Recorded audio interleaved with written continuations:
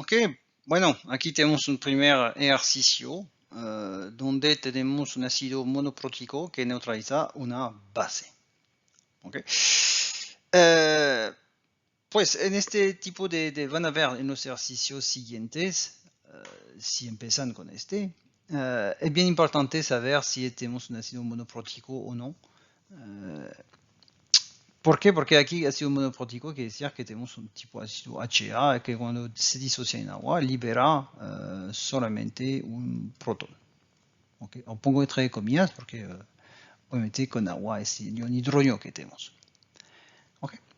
Eso es la cosa bien importante, que vamos a ver otro caso donde tenemos el ácido sulfúrico, que él, pues, cuando se disocia, o cuando reacciona con la base, más bien dicho, él va a liberar dos protones. Y eso es bien importante sobre los dos cálculos, pero aquí no tenemos que preocuparnos.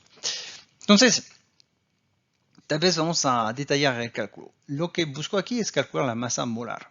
Okay, entonces, masa molar del ácido, que no conozco, masa molar ácido.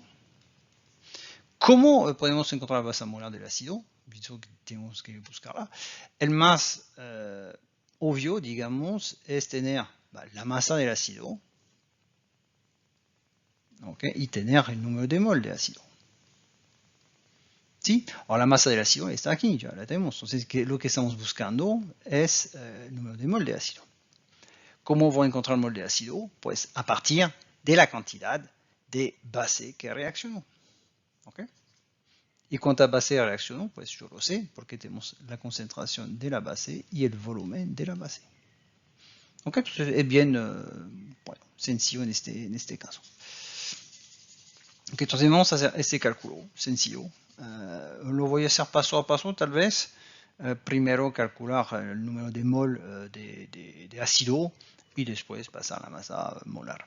Entonces, visto que estamos aquí a la neutralización, aquí tenemos neutralizar, o sea, tenemos una cantidad de H más que es igual a la cantidad de H menos, o sea, que la cantidad de ácido y de base es la misma, ¿no? Cuando hacemos una neutralización, queremos o neutralizar los protones o neutralizar los hidróxidos, o sea que son de igual concentración.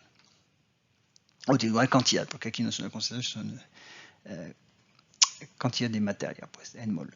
Entonces, si tenemos aquí esta relación, ¿cuánto vale el número de mol de hidróxido? Es algo que ustedes ya tienen que saber, es el número de la concentración de los iones hidróxido, ¿okay? Por el volumen de la base, el volumen de toma de esta base. Aquí el volumen está aquí, 16.4 mililitros, y la concentración de HO menos, bueno, de manera indirecta, es esta concentración. ¿Okay? O sea, eso es la concentración de KOH por el volumen de la base. ¿Ah? Ok, entonces aquí es la misma cosa, visto que KOH, lo mismo. Cuando tenemos una fórmula de KOH que se disocia, forma un único hidróxido. O sea que si tenemos una concentración C aquí, esta cantidad C se disoció en C moléculas de hidróxido. Así que aquí es igual, es la misma cosa. Por lo tanto, yo tengo la relación siguiente. Concentración pues es 0.08133 por el volumen que es 16.4. Ojo aquí por 10 a la menos 3. ¿No? Tenemos que convertir este volumen.